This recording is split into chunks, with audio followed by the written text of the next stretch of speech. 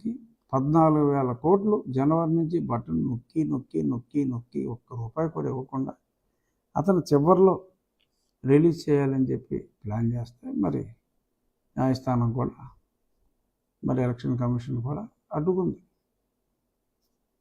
ఇక్కడ అయిన వెంటనే క్లియరెన్స్ ఇచ్చారు. ఇవ్వట్లే డబ్బులు, కేవలం 1,200 కోట్లే ఇచ్చాడు ఆ 14,000 కోట్లు.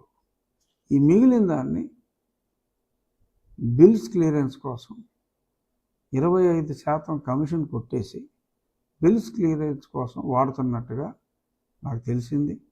ఆల్రెడీ 1,500 కోట్లు ఇచ్చేశారు. ఇవాళ 2,000 కోట్ల బిల్స్ క్లియరెన్స్కి ఆ పైనుంచి ఇన్స్ట్రక్షన్స్ ఇవ్వటం, మరి కమిషన్లు మాట్లాడుకోవటం జరిగినట్టుగా రూఢిగా నాకు ఇన్ఫర్మేషన్ ఉంది.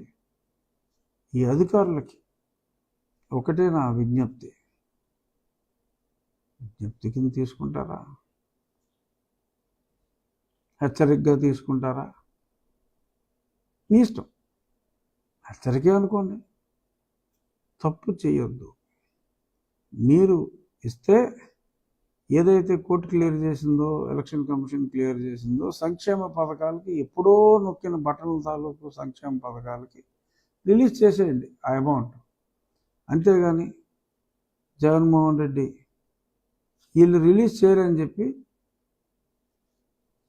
నేనే మళ్ళీ అధికారంలోకి వస్తున్నా, 151 we're getting a taller number than earlier tall number అని ఇలాగా మాట్లాడుతున్నాడు.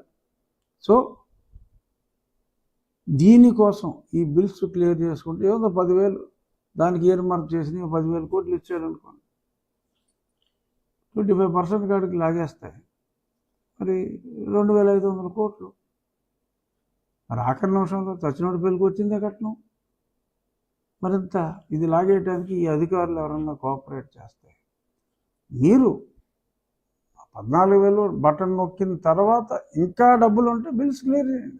అంతేగాని ఈ ఇంటర్మ్ పీరియడ్లో నొక్కిన బట్టల తాలూకు బిల్స్ ఆపి ఇది చేస్తే మీ జీతాలు తక్కువే. మీ జీతాల నుంచి రికవర్ చేస్తే మీరు ఇచ్చిన డబ్బులకు సరిపోదు. అయినా ఖచ్చితంగా క్రమశిక్షణ చర్యలు అయితే సీరియస్గా ఉంటాయి. దయచేసి అధికారులు తప్పుడు పనులు చేయకండి. జగన్మోహన్ రెడ్డి మళ్ళీ ఆ పార్టీయే ఉండదు. ఈ ఎన్నికల తర్వాత జగన్మోహన్ రెడ్డి పార్టీయే ఉండదు. మాయమాటలు నమ్మి మీరు ఆ మాటలు విశ్వసించి మీ కెరీర్ని నాశనం చేసుకోవద్దని ఐఏఎస్ ఆఫీసర్లకి నా హృదయపూర్వక మనవి.